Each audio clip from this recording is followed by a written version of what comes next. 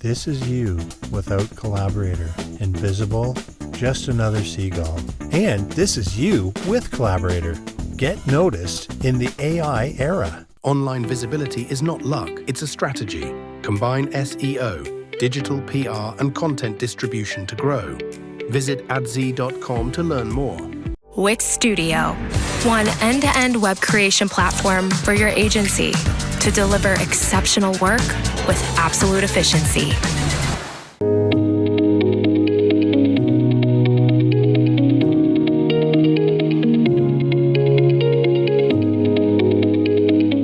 Thank you, Lee. And I want to say a big thank you as well for joining us so promptly after lunch. I've been in your position on Thursday at Brighton, and I know extending lunch out a little bit can be very tempting, so I'm very grateful for joining us back here so quickly, and also very excited and confident of repaying some of that faith as well.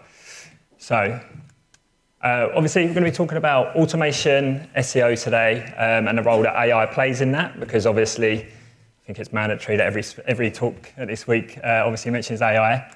So what is artificial intelligence? No, I'm not going to do that to you. Don't worry. I'm not going to go into this level of depth. I can see some guys at the front like, oh my God, should have stayed in a pub. But I do want to kind of address a couple of core issues, kind of themes, I guess, around automation in general. Obviously that fatigue that I jokingly referred to, but also the fear, right? Because it can be scary. Not a day goes by where obviously we see the headlines every day, kind of AI in the job market. Saying this out loud, I realise it sounds really quite doom and gloom. That's not my ambitions today. I'm actually super positive and optimistic. So if there's one key takeaway that I think you can really take from today's talk, or I would love you to take away, it's this. And that's kind of using AI, using automation to increase your value and not replace it. So for me, how I use AI and automation is almost seeing it as that cherry on top of the cake that's the brilliant work you already do as digital marketers. So this has been a bit of a mindset shift where almost seeing it as transitioning away from kind of AI automation to AI assistance. I know some of you might, if you're looking for kind of like plug and play automation, it kind of does it all for you. Like, I've got to apologise quite early, but kind of really seeing it as like, this assistance and still the need for that expertise, both before and after, which is why I'm so kind of positive and optimistic. So I was recently reading about kind of DHL, the German logistics group, and they've obviously, like the rest of us, kind of how do we implement AI as an organisation? And they're kind of trying to position it as not some super intelligent master, but some elder colleague that can be lent on through the use of knowledge hubs and tools and automation techniques that hopefully I'm going to be able to share today. So, automation for me doesn't have to look like this. And apologies if any of you are getting LinkedIn PTSD from this. I'm not going to ask for a comment in exchange for my 900-step automated process for a content outline. But I do think actually images, and probably me taking LinkedIn too seriously at times, but like I think this can actually be a little bit unhelpful because, I mean, if your process looks like this, then amazing. But I think it can actually create the misconception that if we aren't automating our whole content calendar for Q4, or if we aren't automating the whole technical audit aspect of our audits, then we're going wrong somehow, or it's not worth it, it's not effective. Whereas actually, I think kind of changing that approach and focusing on the challenges and the tasks that are unique to you is going to be so much more empowering and so much more effective. Because obviously as SEOs, we like to think we're unique, right? But largely there's probably a lot of overlap with what we're doing. What's unique for you or helpful for you is probably helpful for your wider team and your clients as well. The second big misconception I want to dive into before getting into some specific examples is that you no longer have to learn Python or know BigQuery. And I know I kind of might be getting some daggers from technical SEOs. And I was chatting to someone about this last night because if you do know these tools, then amazing. Like you're still going to be kind of like, you'll still have that expertise, but more for somebody who's kind of really trying to implement automation and expand it, then it's definitely not the barrier to entry that they once were. And that's largely because there's an easier way to do things now, in my opinion anyway. So Google App Scripts, browser-based, already within your Google Workspace. If you are using Microsoft Excel, I'd probably ask why. But I know some clients have legacy deliverables and whatnot. So if you are in Excel, you can still carry out the automation in Sheets, export by CSV, and then carry out the strategy elsewhere. But for me as a copy and paste developer and proud, this is definitely kind of helped me leaps and bounds. So hopefully not too many of you are feeling like it's just yet, but let's dive into some examples. So back at the start of it, well, end of last year, start of this year, so December, January time, me and a group of friends started playing a bit of paddle on a Tuesday night, like the rest of the UK, I think. But what started as like a friendly get-together was basically me being overly competitive and also a bit of a geek, started recording the scores and results every week. So obviously as time went on, weeks went by, I had tons and tons of results. So what I then thought was I could probably do a little bit more with this. So back and forth with Claude, it's just my LLM model of choice, which I'll get into a bit in a moment. I was able to create an app script. I just described what output I wanted, described that I was in Google Sheets and what I wanted to achieve. With a click of a button, I was able to generate a league table, head-to-head results, win predictors, ELO ratings, basically everything you don't need to enjoy a game of paddle, I went ahead and created. So this got me thinking about, maybe I should put this to better use like as my day job. So as SEOs, we like to moan about the data we don't have, but we definitely have more data available to us than a game of paddle, right? So since the start of the year, I've probably been driving my team crazy on kind of app script this, app script that, what we can create. So these are just 3 examples I want to share with you today. Deconstructing AI overviews, how we've used app scripts for that. Redirect mapping for hallucinated URLs, and AI search visibility tracking and monitoring, because as I say, no talk's complete without a bit of AI search, right? So a couple of things before I jump in. Obviously, I know there's probably some wider digital marketers here. You can still use app scripts for absolutely anything as long as you have the data within Google Sheets. I mean, I talk about Google Sheets, you can also use Google Docs as well. But whether that's kind of paid, social, or even kind of like capacity management, project management, really anything you have data around, you can create app scripts for. And then these 3 examples that I'm going to dive into, and I have some cool GIFs, well, they're cool to me, but some GIFs coming up. Everything's available afterwards, so even if you haven't used AppScript before, you can get started, jump directly into the templates, hopefully kind of tear it down, remix it, however you want, but basically everything is here, so you can actually get started and jump in. So, obviously, again, what if AI search, AI overviews, hardly a new topic, but springtime when it kind of really started to expand and we saw within the US and kind of like every other result, right, we're showing an AI overview. We knew it was kind of here to stay, so obviously had discussions internally. We knew we had to do something about it and kind of thought, well, we might as well kind of see how much we can actually analyze the results that we are seeing. And this has got to be the fastest GIF at Brighton SEO. So this is my whole app script creation process condensed down into about 75 seconds. So I'm not even going to try and keep up with it. But basically, the gist of it is that for AI overviews in this analysis, what we would try to do is find a keyword where we're ranking, see like striking distance, but we don't have the AI overview snippet right now. I can't remember the target keyword, what was it? Best screen recording software. So for that kind of example keyword, I would then go and grab the AI overview from the SERP, pull in the top of funnel, above the fold, and also the whole kind of snippet. We'd also have the target page and that content in a separate tab. You can see me going back and forward with Claude here. So here, basically, as I say, can't code, but I'm really good at copy and pasting. So basically, go back and forth with Claude, generate, with the click of a button, I'm able to run the script, which you can see is processing. And then from that analysis, this is the output that we get. So I will break these down in a second, so you don't have to kind of keep up too much, but we get search intent, we get key topics covered, et cetera, And I should say as well, and as I say, this app script is available afterwards, but there is a level of API in here, so there is a key that you will have to input. Again, that's not as scary as it once was. A lot of you are probably already using that already, but for me, like 18 months ago, that would have seemed pretty daunting, which is no longer the case. But it's basically within the app script and within the API, there's an AI prompt that kind of runs it against the AI overviews that we see.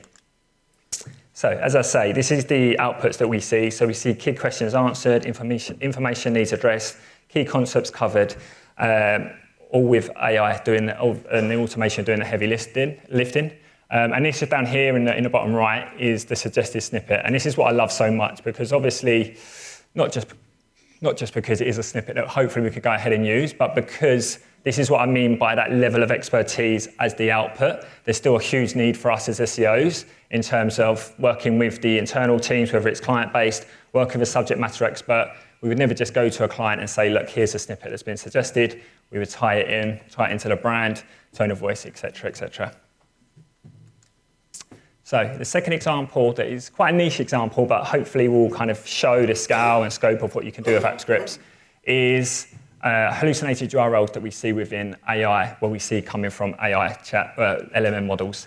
So we do a lot of server log file analysis, and what we were seeing quite heavily was that there was a lot of URLs that were being visited that were actually status code 404, and that's obviously because these models are rewarded for basically guessing rather than acknowledging uncertainty, which seems a pretty crazy way to build anything. But in this example, on the left-hand side, we have like an example list of just hallucinated URLs. And what this app script does is try to match up with a best match URL that already exists on your website. So similar to if anyone's done migration, so if you have URLs that might be changing before and after a migration, not too dissimilar to that, but obviously these are just all made up URLs that we're seeing. So yeah, quite simply, all we're doing here is cleaning up their guesswork. Another GIF for you. So yeah, I know you're all kind of excited about this, but this GIF's actually a little bit slower, but the quality is worse, but you can't have everything, right? So here we have the app script pasted in. So this is, I've already generated it within Claude. We can see the server logs that have been added into one tab, and then in the second tab, there's all of the URLs that have been just crawled from Screaming Frog. As you can see, the script is running. It doesn't matter that there's other status codes in here because the app script will strip them out. There's a progress bar that's being obviously run through. That's kind of self-explanatory, but I didn't need to kind of go through that.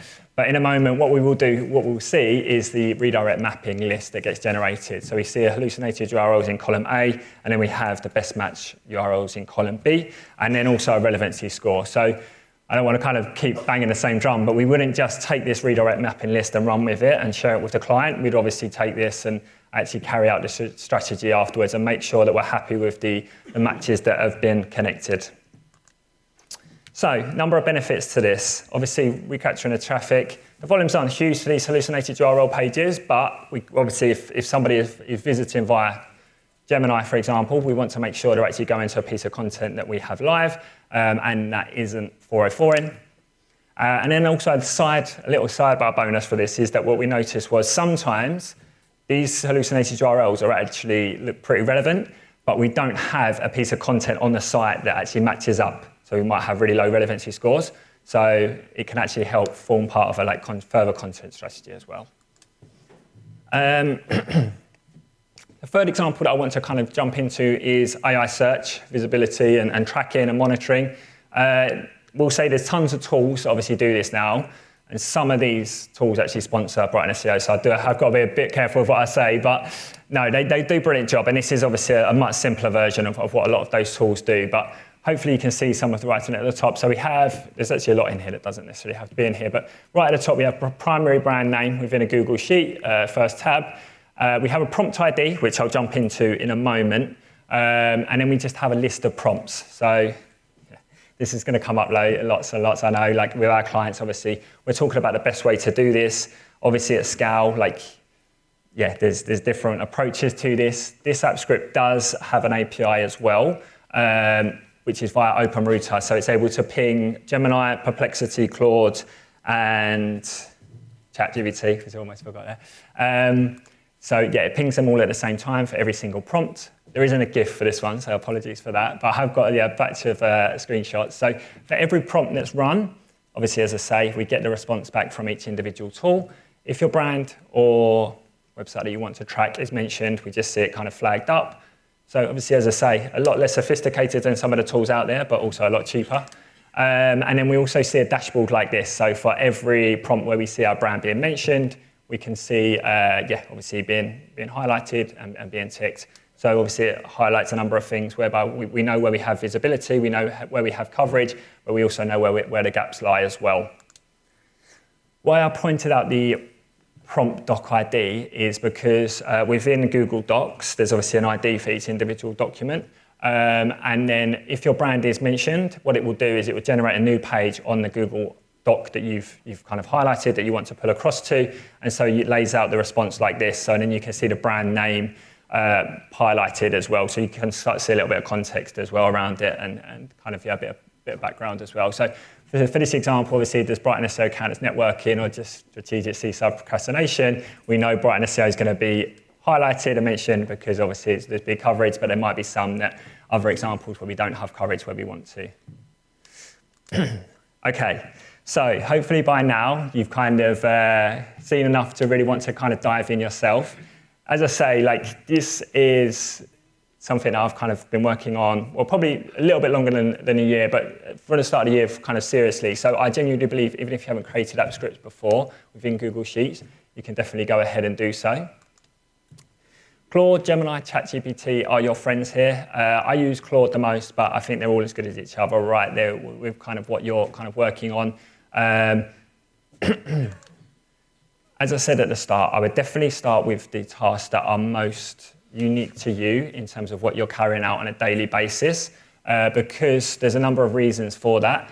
But obviously, I know we all have grand ambitions of creating kind of like the next internal linking tool that's used by the whole industry, right? But I think that actually starting smaller can actually really empower you to, one, get started, but also create something that you'll kind of hopefully repeat and be able to kind of use a lot and actually, as I say, kind of automate in a way that you maybe haven't in the past.